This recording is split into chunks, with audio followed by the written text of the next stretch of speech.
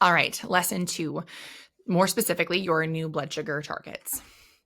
So let's just again cover why tighter targets matter. So fetal development is happening in real time. It's not like, we can schedule when baby's brain is developing or, when their heart is developing around when our blood sugars are in a good range. It's happening constantly, which is amazing. But that's why we're looking at those tighter targets across the board, why we're looking at a lower average, as well as lower, what we would say like a standard deviation. We don't want swings of 80 points. We can't tolerate that as much. Tighter targets also matter because glucose crosses the placenta, but insulin doesn't. So your insulin is ultimately setting the stage for your baby's own insulin management immediately after birth. So they're getting the nutrition and all of that wonderful input from the food that you're eating, that crosses the placenta.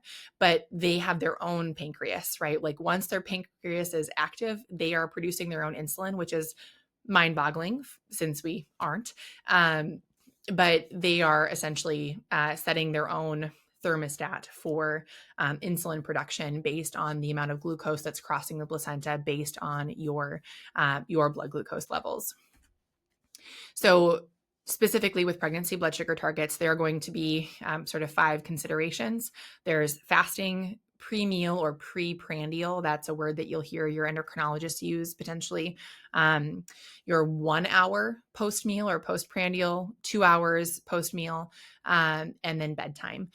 So we're hoping to wake up fasting between 65 and 95. We certainly don't want to have been, 40, and that's why we're waking up at 65. But we're hoping for, probably honestly as close to 90 as possible, just stable overnight, so that you're not low, but you're also not in need of correction. Pre-meal, again, that's kind of the same as fasting, 65 to 95. And then 1 hour post-meal below 140.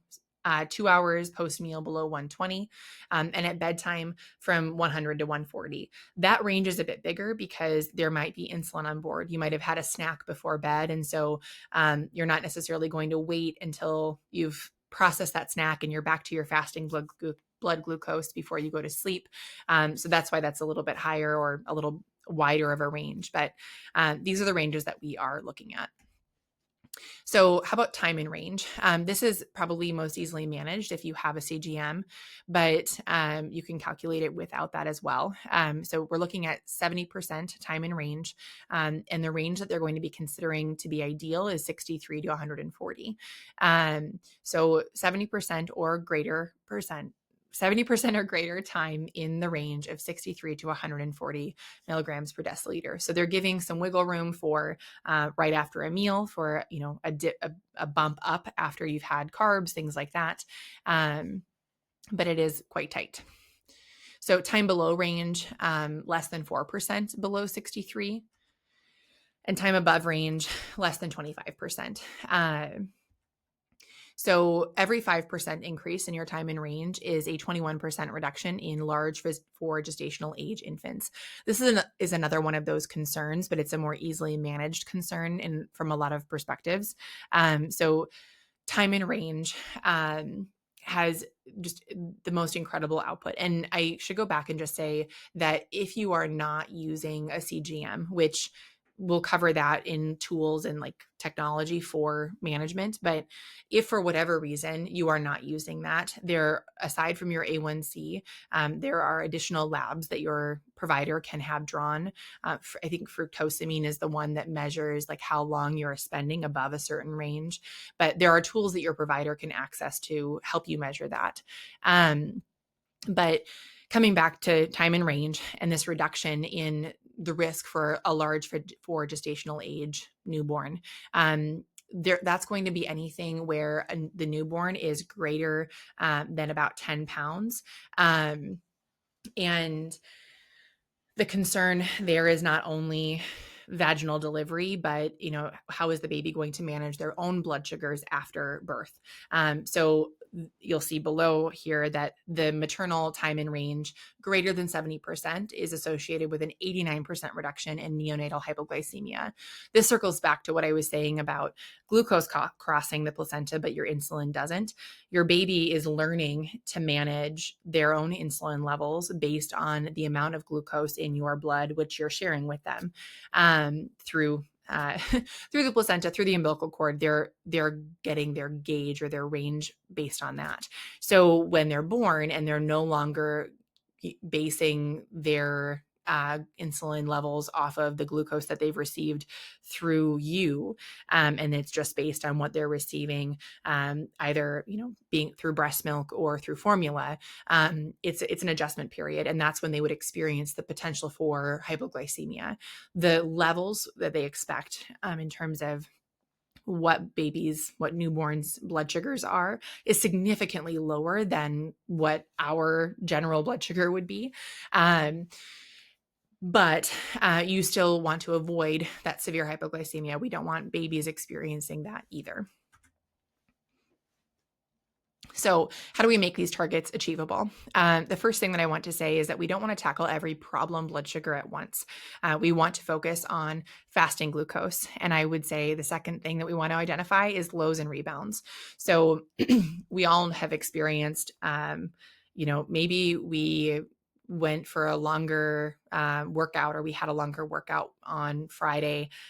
We got to enjoy time outside or something after work. Then we end up with a low overnight into Saturday morning, and Saturday afternoon, we're dealing with a rebound. Fixing the low solves the rebound, right? So we want to make sure that we are seeing the big picture. We don't miss the forest for the trees. And that's what I mean by identifying lows and rebounds. So our fasting glucose and managing lows is going to give us the greatest bang for our buck when it comes to making adjustments and making these targets achievable. Also, success versus perfection. I am a firstborn. I definitely track with a perfectionistic mindset. And it is really difficult to control, especially when you feel the weight of your baby's health on your mind. And something that I think is really helpful, and I'd like to share now, but I'll come back to it multiple times, is that throughout our pregnancies, our hormones are what is dictating our response to glucose and our body's requirements for insulin. So we'll cover this again in depth later, but as our hormones change, especially second trimester, and we need more insulin, it's a sign that our bodies are doing what they need to, that the placenta is developing, the placenta is providing the hormones that it needs to for baby to grow. And so being able to step back and say, okay, every high, a high blood sugar isn't necessarily this reflection on, oh, did I pass or fail? Did I succeed or did I fail? This is to be expected. My body is doing what it ought to.